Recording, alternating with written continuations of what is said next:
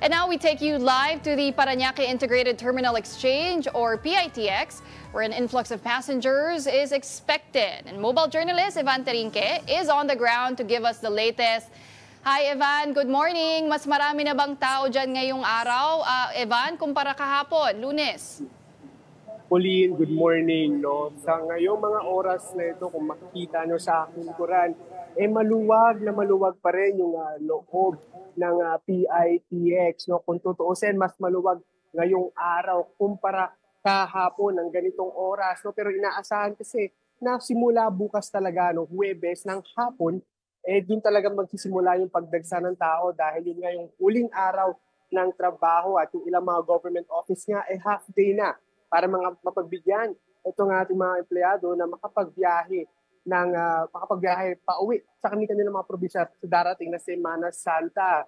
Kung tutusin niya, no, Pauline, umabot na sa more than 980 na katao yung mga naging pasahero dito sa PITX simula April 9. At inaasahan pa na dadagdagan pa yung bilang na iyan sa mga susunod na araw. Pauline.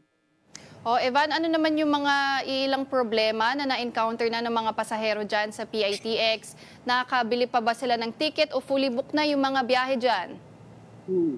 Pauline, sa mga oras na to, no, sinilip natin kanina yung ilang mga ticket booths dito sa loob ng terminal. Yung ilan sa kanila hindi pa naman ganoon kahaba yung pila. Pero base dun sa ating nakuhang report, nasa 60 to 70% na fully booked yung mga biyaheng pa-Bicol. No? Yan yung nakuha nating datos. No? So inaasahan talaga na laging pinapaalalahanan yung ating mga kapatid na mag-book in advance, no? Dahil mahirap na. Dahil pagdating bukas, for sure, punuan na yung mga ticketing booths at baka mahirapan na yung pagkuha ng ticket. Pero bukod dyan, no, Pauline, may kita naman natin, no, diragdag din natin, marami rin mga police assistance desk dahil medyo nakakahilo pagdating dito sa loob ng terminal. No, may mga police assistance desk na itinalaga sa iba't ibang parte ng terminal para nga maiwasan yung mga untoward incidents at kung kailanganin man ng tulong ng isang pasahero ay may madali silang malalapitan. Pauline. Evan, so nagdagdag na ba ng biyahe yung mga operator dyan in anticipation of the influx of passengers ngayong Holy Week, lalo na bukas, Wednesday, pati sa Thursday na rin?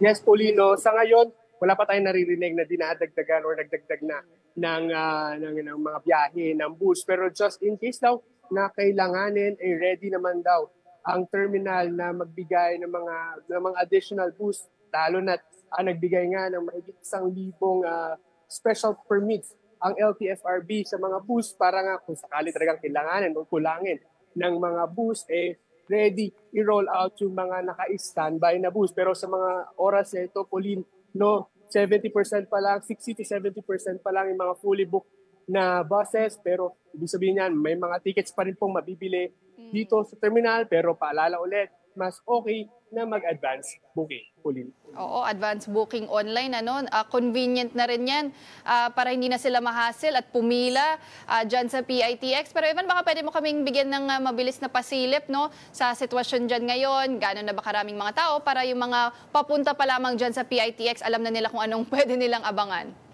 Okay, so ngayon, Paulino, ikot natin. So ito tayo sa may entrance, no.